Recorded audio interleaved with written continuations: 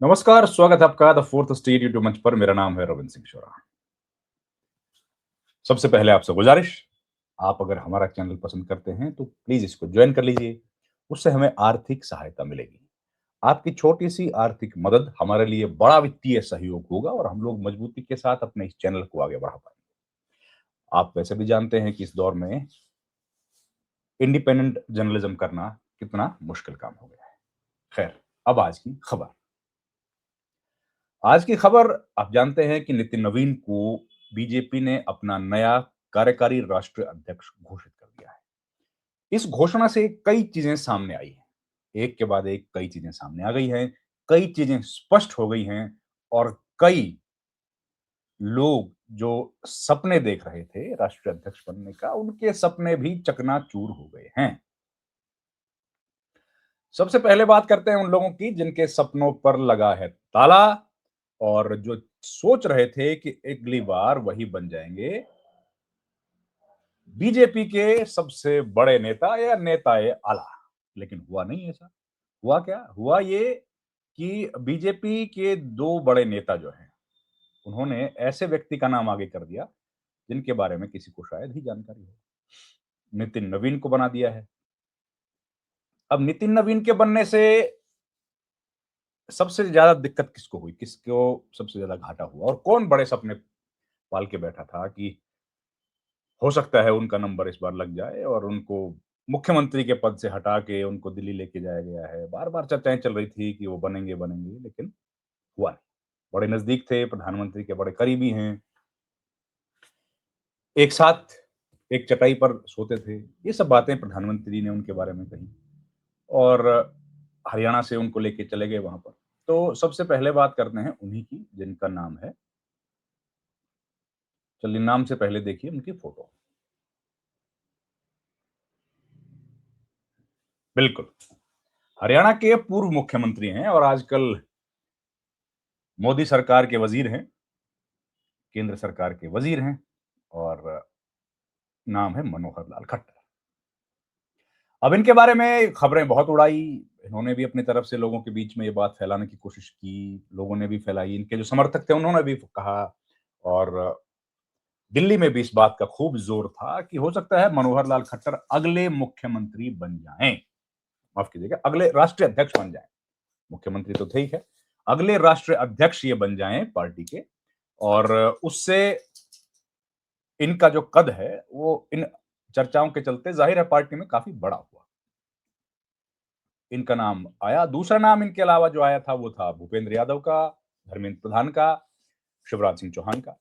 लेकिन बाजी मारी किसने? बाजी मार ली 45 वर्ष के नौजवान नितिन नवीन ने। अब मनोहर लाल खट्टर जो थे वो तो लगातार यही विचार कर रहे थे और शायद इस तरह की खबरें आ रही हैं कि वो लगभग तैयारी कर चुके थे कि अब अगला अध्यक्ष उनको बनाया जाएगा और वो उस हिसाब से काम करेंगे।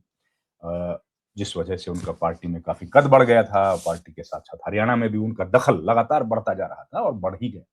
लेकिन एक दिन में मनोहर लाल खट्टर को दो बड़े झटके लगे हैं। पहला झटका नितिन नवीन के नाम का, जब ये हो गया कि उनका सपना फिलहाल तो पूरा होता हुआ नहीं दिख रहा है और अभी वो राष्ट्रीय अध्यक्ष नहीं बन पाएंगे। मनोहर लाल खट्टर के पक्ष में जो बातें कही गई थी वो यही थी कि वो प्रधानमंत्री मोदी के बड़े करीबी हैं, बहुत विश्वास पात्र हैं और भरोसेमंद नेता हैं।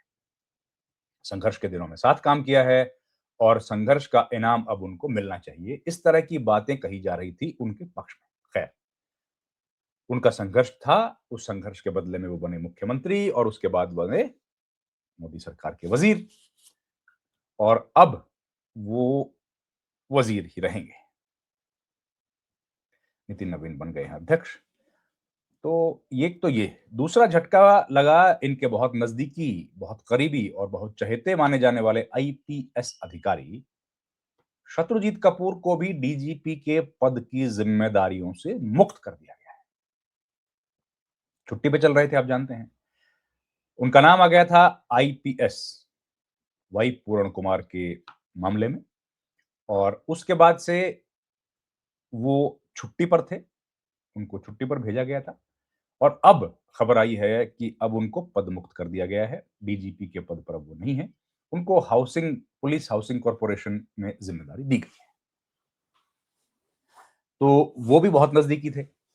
और मनोहर लाल खट्टर के सबसे करीबी अफसरों में से उनका नाम था। सबसे करीबी अफसरों में नाम था खुल्लर का भी, राजेश खुल्लर का भी और उनका भी नाम था। तो यही कहा जाता था कि खट्टर, खुल्लर और शत्रुजीत कपूर ये तीनों मिलकर हरियाणा को चला रहे हैं। शत्रुजीत कपूर अब हट गए हैं, तो क्या नायब सिंह सैनी का बड़ा किरदार इसमें है शत्रुजीत कपूर को इस पद से हटाने में?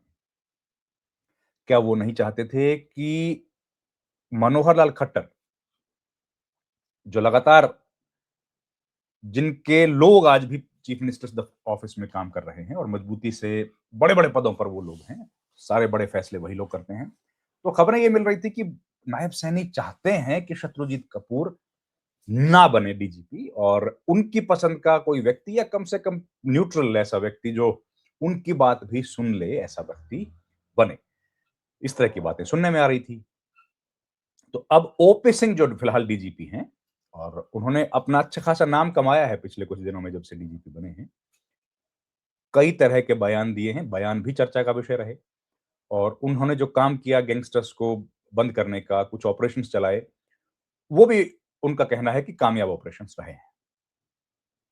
पुलिस का कॉन्फिडेंस, मोराल जो था, उसको बूस्ट उन्होंने किया। तो उनके बारे में कहा जा रहा था कि उनका एक्सटेंशन होना चाहिए, काम राय थी। एक्सटेंशन का हुआ है या अभी वो इस पद पर बने रहेंगे, इस तरह की खबरें आ रही हैं। शत्रुजीत कपूर का हटाना एक झटका और नितिन नवीन का बनना दूसरा झटका। एक दिन में 2 झटके लगे हैं मनोहर लाल खट्टर को। अब खट्टर जो है वो हरियाणा की राजनीति में सीधे तौर पर तो कोई दखल है नहीं, लेकिन अप्रत्यक्ष तौर पर आज भी उनको सुपर चीफ मिनिस्टर माना जाता है। वाई पूर्ण कुमार का मामला भी माना जा रहा है कि उनकी वजह से ही इतना लंबा अटका, नहीं तो पहले सुलझ जाता। और आज भी जो की पोजीशंस हैं सरकार की, मंत्रालय की या अफसरशाही की, उसमें ये माना जाता है कि सबसे बड़ा दखल मनोहर लाल खट्टर का ही है। तो ऐसे में ये एक बड़ा सेटबैक मनोहर लाल के लिए है और अब उनको इसी पद पर संतुष्ट होना पड़ेगा। बीजेपी ने एक युवा अध्यक्ष को चुना है, लेकिन सवाल यह है कि ऐसी क्या दिक्कतें आई होंगी जिनकी वजह से मनोहर लाल खट्टर जैसे प्रधानमंत्री के करीबी व्यक्ति को मौका नहीं मिला? क्या अमित शाह ने इस पर वीटो कर दिया है? क्योंकि खबरें विधानसभा चुनाव के दौरान ये भी थी कि अमित शाह और मनोहर लाल खट्टर के बीच में सब कुछ ठीक नहीं है। क्या अमित शाह के वीटो के बाद ऐसा हुआ? क्या अब प्रधानमंत्री के इतने नजदीकी नहीं रहे हैं मनोहर लाल खट्टर? कोई जातीय समीकरण इसके बीच में आया या फिर मनोहर लाल की कार्यकुशलता पर कोई सवाल है? कई सारे सवाल हैं, लेकिन जवाब तो 2 ही लोग दे सकते हैं। लेकिन नितिन नवीन का बनाना कम से कम एक की ट्रांजिशनल फेज दिख रहा है कि नेक्स्ट जनरेशन को कैसे बैटन पास कर दी जाए और इसमें बीजेपी की सराहना करनी चाहिए कि जिस खूबसूरती के साथ बीजेपी ने ये काम किया है, एक कम प्रचलित या कम प्रसिद्ध नेता को, लो प्रोफाइल लीडर को, लेकिन संगठन के प्रति सजग, ईमानदार और डेडिकेटेड लीडर को आगे बढ़ा के, वो वाकई आज के दौर में राजनीति में एक सीखने वाली बात है और उसकी तारीफ की जानी चाहिए। वो लेकिन इसके साथ ही सवाल ये भी उठते हैं कि जो इंटरनल डेमोक्रेसी की बात बीजेपी भी करती है, वो कहाँ है? एक मैसेज आया कि पार्लियामेंट्री बोर्ड ने तय किया है। पार्लियामेंट्री बोर्ड ने कैसे तय किया, कौन सी तारीख में तय हुआ, बैठक कब हुई, किसने प्रस्ताव कर कौन प्रस्तावक है, किसने नाम का अनुमोदन किया, वो सब डिटेल्स गायब है। ये ज्यादा जरूरी बीजेपी के लिए तब है जब बीजेपी इस बात का दावा करती है कि वहां इंटरनल डेमोक्रेसी है, आंतरिक जमहूरी निजाम है वहां पर और ये तमाम सवालों के जवाब नहीं मिलते हैं। एक वो आया है जो प्रेस रिलीज अरुण सिंह ने जारी किया है, उसमें इन डिटेल्स का कोई हवाला नहीं है। ये है कि पार्लियामेंट्री बोर्ड ने अप्रूव किया है और तो उस लिहाज से कि ज्यादा निष्पक्ष अगर आप दिखाना चाहें या ट्रांसपेरेंसी कम से कम दिखाना चाहें, लोक हित, लोकशाही आपके यहाँ है वो दिखाना चाहें, तो मुझे लगता है जरूरी है कि आप ये बताएं कौन सी तारीख को बैठक हुई थी, क्या क्या, किस व्यक्ति ने नाम का प्रस्ताव किया, किसने अनुमोदन किया, ये जानकारियां देते तो शायद ज्यादा अच्छा रहता। खैर, यंग कार्यकारी अध्यक्ष बने हैं तो उनको बधाई हमारी तरफ से। और इस वीडियो में इतना ही। आपसे गुजारिश है हमारे चैनल को प्लीज लाइक, शेयर और सब्सक्राइब कीजिए। आपका बहुत बहुत धन्यवाद। Thank you very much.